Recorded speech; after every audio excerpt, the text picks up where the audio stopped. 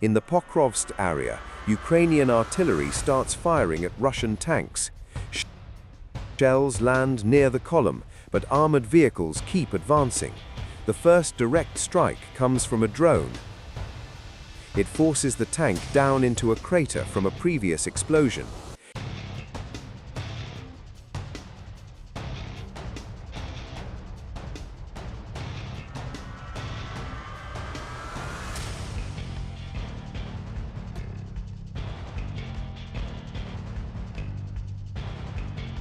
Heavy artillery stops the rest of the column.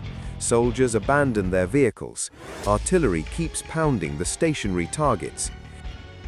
The offensive collapses. The lead tank gets destroyed by a Ukrainian drone. The tank explodes on impact and instantly becomes scorched, twisted metal. A modern Russian T-90M tank costs around $4 million.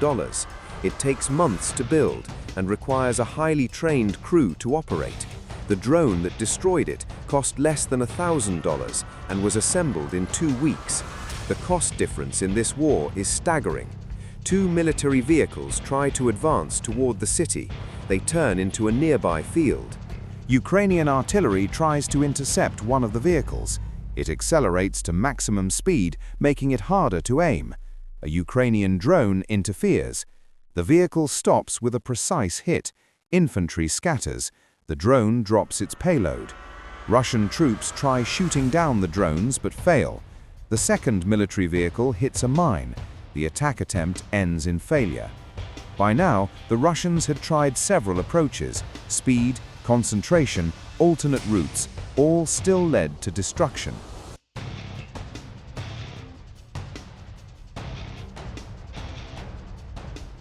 The Ukrainian system adapts faster than the Russians can change their tactics.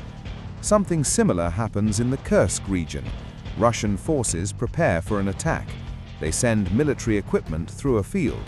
The maneuver is unusual. A mine blocks the path, and the vehicle stops in the middle of the field. It doesn't end there.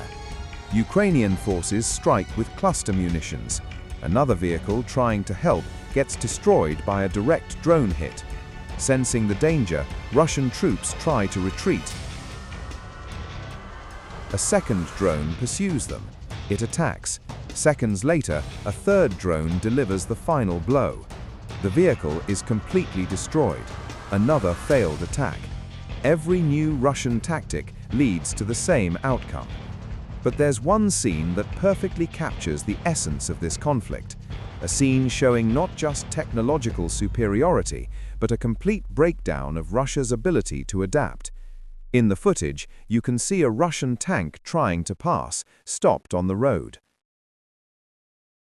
Ukrainian drones take off. The first strike hits. The tank is badly damaged. It sits motionless, the engines probably dead.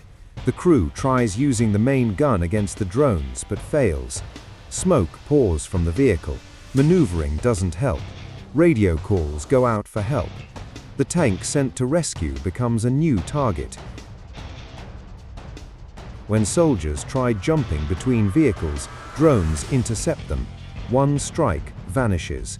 Target destroyed. Soldiers are running. The operation becomes a disaster.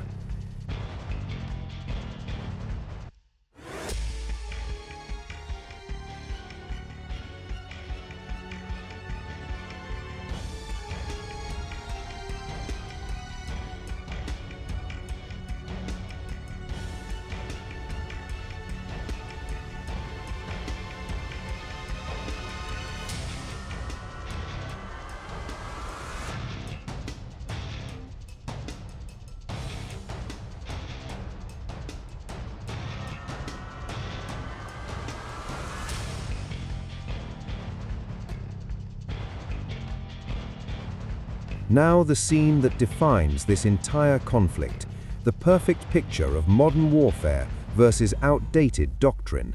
Watch this carefully. A Russian military vehicle moves toward a village. 2 vehicles and a tank were already destroyed. A Russian soldier made a mark on the ground, showing the path was checked and safe. The vehicle follows the marked route exactly. But ahead lies a surprise, a hidden mine. The explosion sends smoke into the sky. Instant panic. Infantry runs into the forest. Like every previous attempt, it ends in failure. Think about what just happened.